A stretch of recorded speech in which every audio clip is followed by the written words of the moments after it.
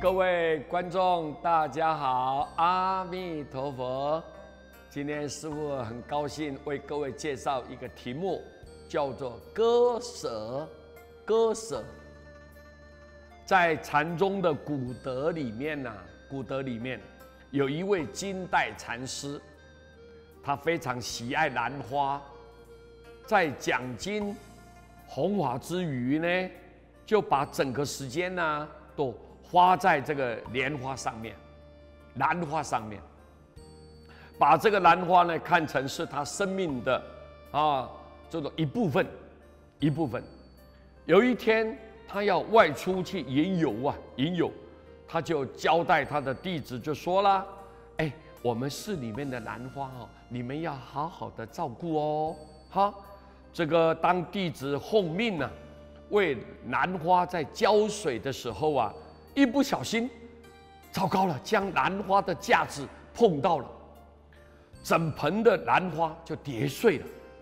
弟子们呢都非常的恐慌啊，只有等师父回来的时候要向师父忏悔认错，请求他惩罚处罚。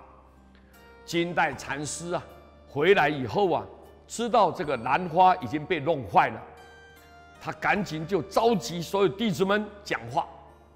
他不但没有责怪，反而就安慰他们说：“哎，我告诉你们我种兰花，一来是希望用香花来供佛，二来是为了美化环境不是为了生气才种兰花的哦。”弟子们一听才放下了心中的恐惧金代禅师他说：“不是为了生气而种兰花。”这一句话我觉得非常的重要。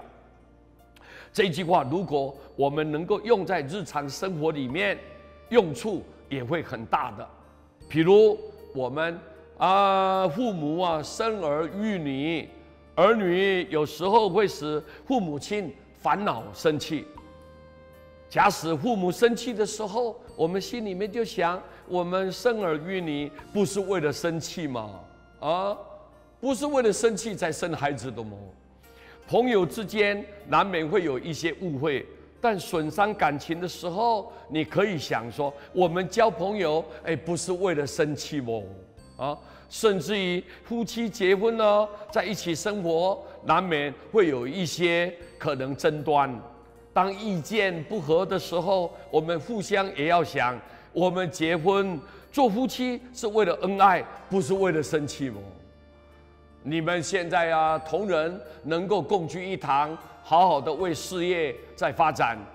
如果有一些摩擦，我们就要想，我们今天生活交朋友不是为了要生气吗？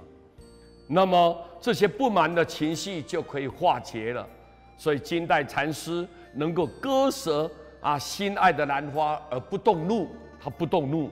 当我们在受气的时候，也应该要像金代禅师这样看得开，如此我们生活必定会幸福美满的太好了！